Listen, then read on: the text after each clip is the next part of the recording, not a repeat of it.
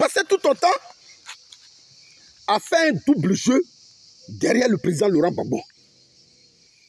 Et quand ce petit grigou-là, il arrive à la Cour pénale internationale, c'est lui qui pose la question au juge de savoir s'il est là en tant que accusé ou en tant que, comment on appelle ça, témoin à charge. Regardez un peu la subtilité de sa question au juge. Ça dit, si le juge lui dit que tu es là en tant que témoin à charge, parce que c'est le deal encore qu'il a fait avec le pouvoir du président Do. On lui a fait savoir que si tu arrives là-bas, hein, le juge va te positionner comme témoin à charge et puis après tu as sorti.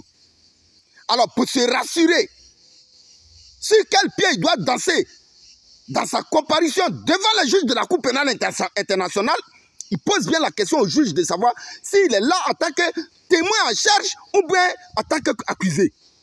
Mais il ne savait pas que le pouvoir d'Ado l'avait vomi. Le pouvoir d'Ado avait trouvé en lui quelqu'un d'incohérent. Le pouvoir d'Ado avait trouvé en lui un petit truand. Le juge va lui dire, tu es là en tant qu'accusé.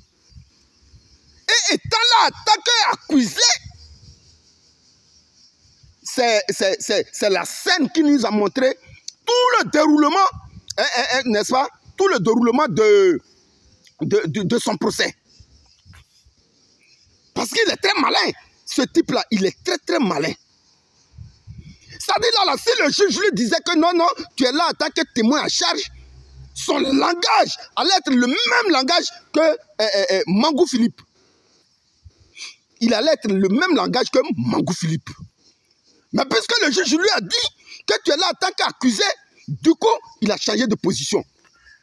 Pour dire que, ah, attention, Charles Blé Goudé, si tu n'es pas resté derrière le président Laurent Gbagbo dans cette prison-là, à parler du bien du président Laurent Gbagbo dans cette prison-là, c'est toi qui vas rester, puis Gbagbo va te laisser ici.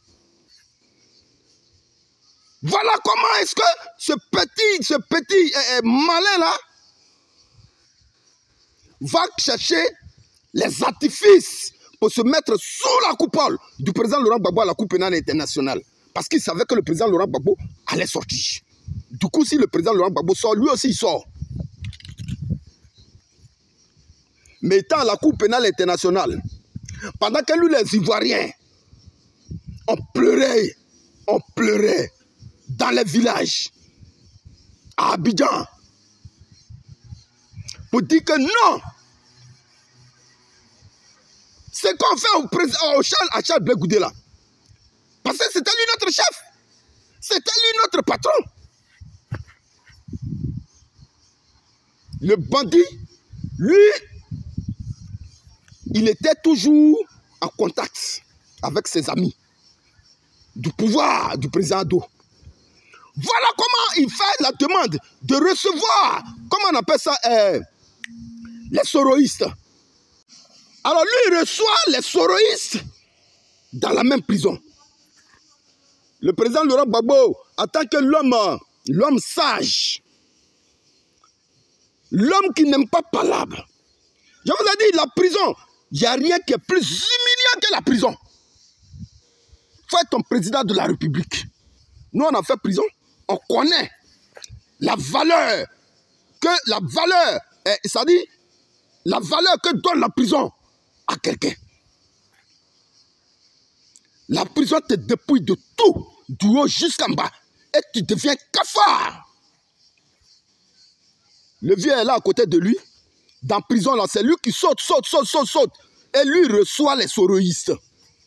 Et sous l'aide de Paris, c'est quand je voudrais te dire.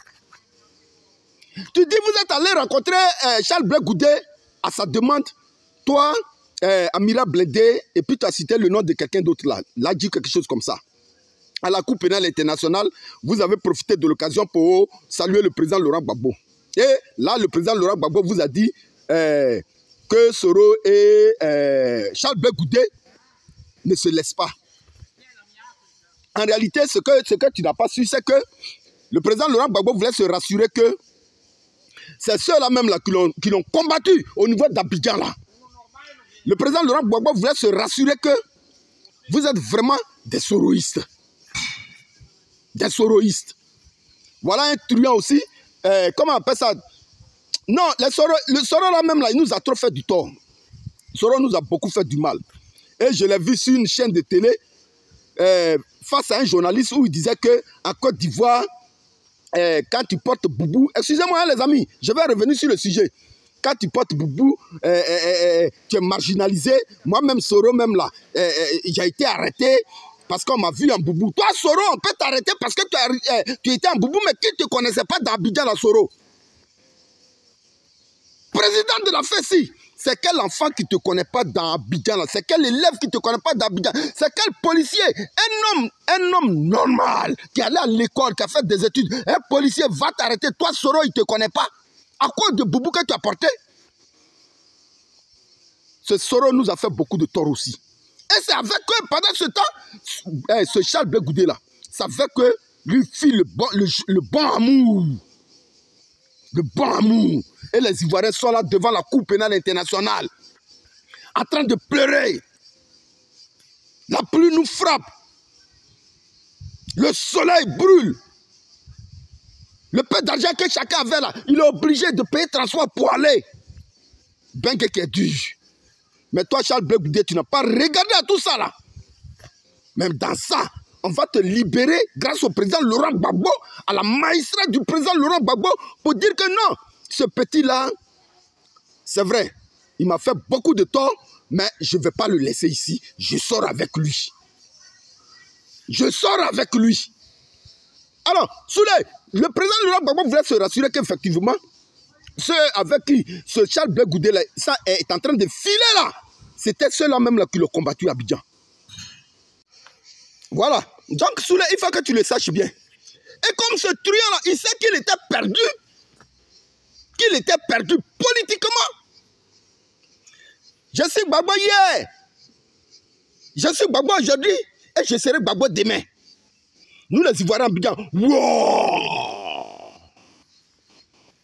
Ja, il est pourri en bas. Il est pourri en bas. C'est pourquoi j'ai dit, comme c'est toi le patron des proverbes, c'est toi qui as fait livre de proverbes, comme si nous autres là, on ne connaît pas proverbes. Un enfant là, quand ton père et ta mère te parlent dans la chambre, dans la maison, et que tu n'écoutes pas là, c'est au milieu, sur la place publique, finalement, on te parle. On t'a donné tous les conseils, Charles Blé Goudé. Attention, le président Laurent Gbagbo n'est pas ton égal. Attention, si tu n'as pas adopté une attitude d'un enfant qui reconnaît avoir fait du tort à son père en venant à Abidjan, beaucoup de choses seront dites sur toi. Les soroïstes là, c'est des gens, ils sont comme les soldats de la Russie. Eux là, et ils ne combattent pas avec calibre 12. Même 12-7 là, même là, ils ne prennent pas. C'est des tanks. Les soroïstes là, et ils combattent avec les tanks. Voilà. Parce que où ils sont là, c'est des gens, pour rachat de mémoire, ils sont obligés de faire ce qu'ils font là. Ils sont obligés de faire ce qu'ils font là. Tu allais jouer sur le terrain. Tu allais jouer sur le terrain. Et pendant que tes amis te parlaient, tes amis intimes, avec qui tu marchais, te donnaient des conseils,